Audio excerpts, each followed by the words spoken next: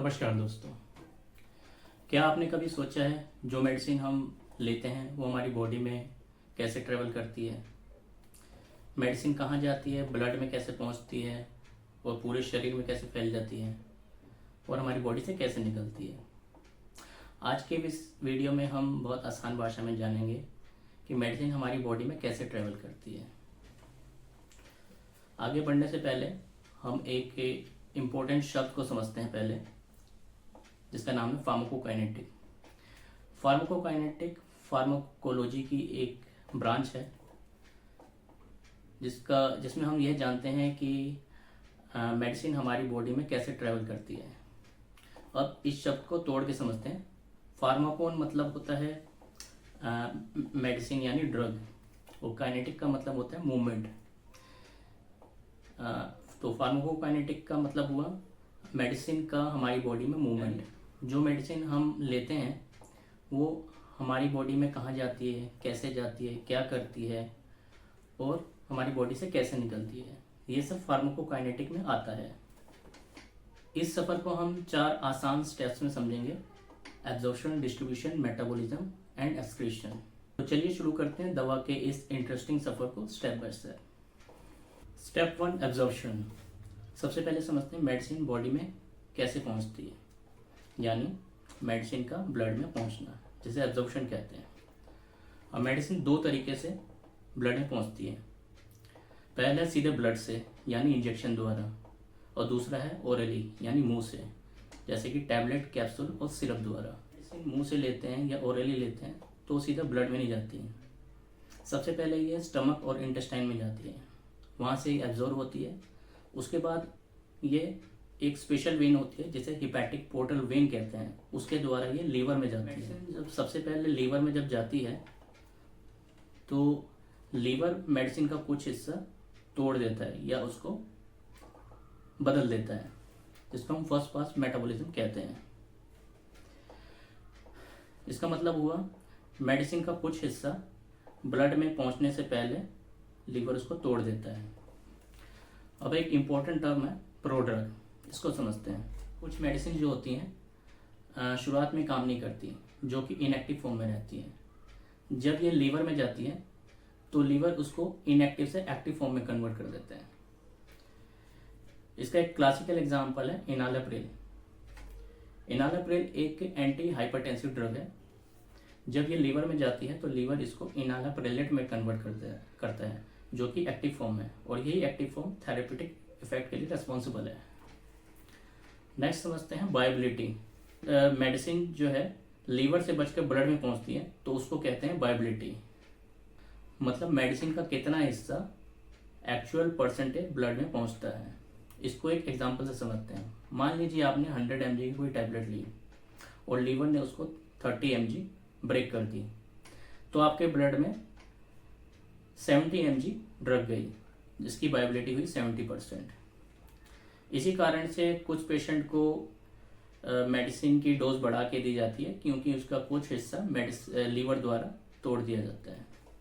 तो ये सब एब्जॉर्प्शन के बारे में था। नेक्स्ट स्टेप समझते हैं डिस्ट्रीब्यूशन। डिस्ट्रीब्यूशन जब भी पॉसिबल है जब मेडिसिन सक्सेसफुली ब्लड स्ट्रीम में पहुंच जाए। जब मेडिसिन ब्लड में पहुंचती है तो ब्लड उसे पूरे शरीर में फैला देता है और बॉडी के सभी पार्ट्स में जाती है, जैसे कि हार्ट, ब्रेन, किडनी, लंग्स। इसे डिस्ट्रीब्यूशन कहते हैं, यानी मेडिसिन जो है बॉडी के सभी पार्ट्स में फैलती है। अब समझते हैं मेडिसिन ब्लड में कैसे रहती है। मेडिसिन जब ब्लड में जाती है तो वो ब्लड के कुछ हिस्सों से जुड़ जाती है, जैसे प्लाज्मा प्रोटीन। अब इनके एग्जांपल है एल्ब्यूमिन और ग्लोबुलिन। कुछ मेडिसिन प्रोटीन से चिपक जाती है और कुछ मेडिसिन इनसे फ्री रहती है।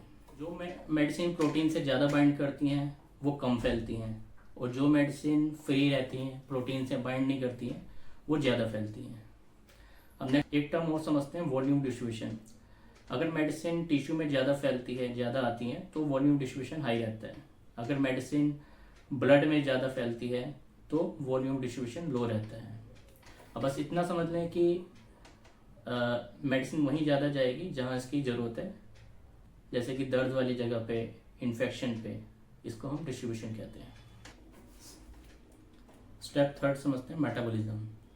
जब मेडिसिन ब्लड के साथ लीवर तक पहुंचती है तो लीवर उसे बदलना शुरू करता है ताकि वो आसानी से हमारी बॉडी से निकल जाए।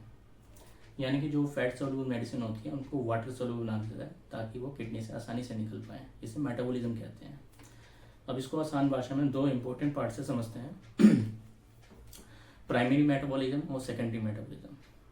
प्राइमरी मेटाबॉलिज्म में फेज 1 रिएक्शन होता है। जब मेडिसिन ब्लड के साथ लीवर में पहुंचती है तो लीवर उसके स्ट्रक्चर को थोड़ा चेंज करता है। यहाँ पर मेडिसिन पर कुछ रिएक्शंस होती हैं जैसे ऑक्सीडेशन, रिडक्शन, हाइड्रोलाइसिस। यहाँ पर जो लीवर है मेडिसिन को थोड़ा एक्टिव और इनएक्टिव करता है। जैसे कुछ मेडिसिन जो होती हैं फर्स्ट पास मेटाबॉलिज्म करने के बाद भी वो इनएक्टिव रहती हैं, जो प्रोड्रग होती हैं। अब लीवर इनको एक्टिव फॉर्म में करता है। अब जब ये अपना थेरेपेटिक इफेक्ट दे देती है तो लीवर को दोबारा इनको इनएक्टिव करना होता है ताकि बॉडी से आसानी से निकल पाए। ये फेज 1 रिएक्शन में था। भाषा में समझें तो मेडिसिन को मॉडिफाई किया जाता है ताकि आगे का प्रोसेस हो सके। समझते हैं सेकेंडरी मेटाबॉलिज्म। इसमें फेज 2 रिएक्शन होती है। जब मेडिसिन अपना पूरा काम कर देती हैं तो उसको बॉडी से बाहर निकलना होता है। बट यहाँ पे एक प्रॉब्लम है। कुछ मेडिसिन जो होती हैं फैट सोल्यूबल होती हैं, जो कि नॉन पोलर होती हैं, और जो लिपिड सोल्यूबल है, जो फैट में ज़्यादा घुलती हैं, तो किडनी इनको आसानी से बाहर नहीं निकाल पाता। मेडिसिन जो है ब्लड के द्वारा लीवर पे वापस जाती है। अब इस फेज में लीवर जो है इन मेडिसिन को वाटर सोल्यूबल बना देता है, ज़्यादा पानी में घुलने वाला। अब यहाँ पर इस मेडिसिन के साथ कुछ सब्सटेंस जुड़ जाते हैं जैसे ग्लूक्यूरोनाइड और सल्फेट। तो इस फेज 2 में ये नॉन पोलर जो मेडिसिन होती हैं, जो लिपिड सोल्यूबल मेडिसिन है, तो इनको पोलर मेडिसिन बना दिया जाता है, वाटर सोल्यूबल बना दिया जाता है, आयोडाइज मेडिसिन बना दिया जाता है ताकि ये किडनी के द्वारा ईजिली निकल सके। For excretion. अब हम आगे बात करेंगे मेडिसिन बॉडी से बाहर कैसे निकलती है।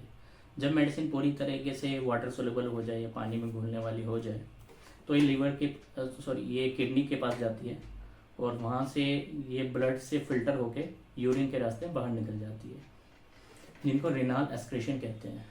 कुछ मेडिसिन किडनी से बाहर नहीं निकलती, वो लीवर के बाइल के द्वारा एक्सक्रीट होती है, जिनको नॉन रेनाल एक्सक्रीशन कहते हैं।